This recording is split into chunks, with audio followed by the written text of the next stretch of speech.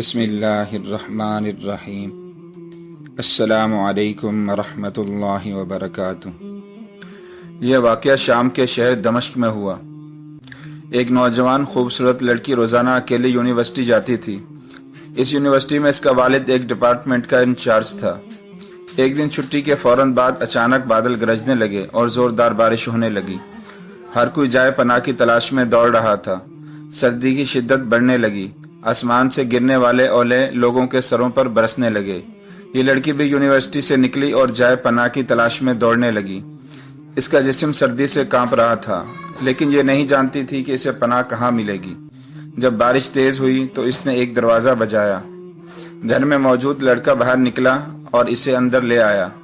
بارش تھمنے تک اسے اپنے گھر میں رہنے کی اجازت دے دی۔ دونوں کا آپس میں تعارف ہوا تو معلوم ہوا کہ لڑکا بھی اسی یونیورسٹی میں پڑھتا ہے جہاں وہ خود زیر تعلیم ہے، اور اس شہر میں اکیلا رہتا ہے۔ ایک کمرہ، برآمدہ اور باتھ روم اس کا کل گھر تھا۔ نوجوان نے اسے کمرے میں آرام کرنے کو کہا اور اس کے پاس ہیٹر رکھ دیا اور کہا کہ کمرہ جب گرم ہو جائے گا تو وہ ہیٹر نکال لے گا۔ تھوڑی دیر لڑکی بستر پر بیٹھی کامتی رہی۔ اچانک اسے نیند آ گئی تو یہ بستر پر گر گئی۔ نوجوان ہیٹر لینے کمرے میں داخل ہوا تو اسے یہ بستر پر سوئی ہوئی لڑکی جنت کی حوروں کی سردار لگی۔ وہ ہیٹر لیتے ہی فوراً کمرے سے باہر نکل گیا، لیکن شیطان جو کہ اسے گمراہ کرنے کے موقع کی تلاش میں تھا، اسے وسوسہ دینے لگا۔ اس کے ذہن میں لڑکی کی تصویر خوبصورت بنا کر دکھانے لگا۔ تھوڑی دیر میں لڑکی کی آنکھ کھل گئی۔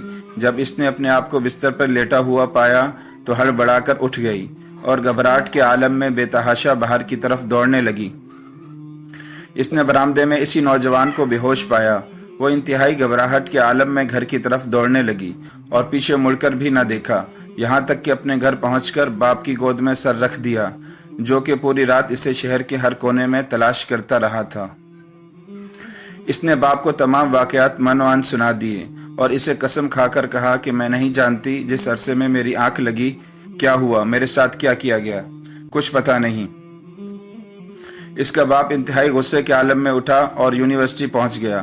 اس دن غیر حاضر ہونے والے طلبہ کے بارے میں پوچھا تو پتہ لگا ایک لڑکا شہر سے باہر گیا ہے اور ایک بیمار ہے، ہسپتال میں داخل ہے۔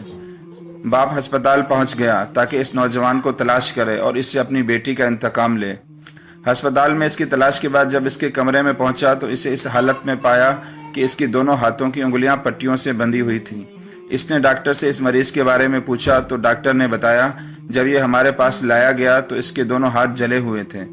باپ نے نوجوان سے کہا تمہیں اللہ کی قسم ہے، مجھے بتاؤ تمہیں کیا ہوا ہے۔ باپ نے اپنا تعارف نہیں کرایا۔ وہ بولا ایک لڑکی کل رات بارش سے بچتی ہوئی میرے پاس پناہ لینے کے لیے آئی۔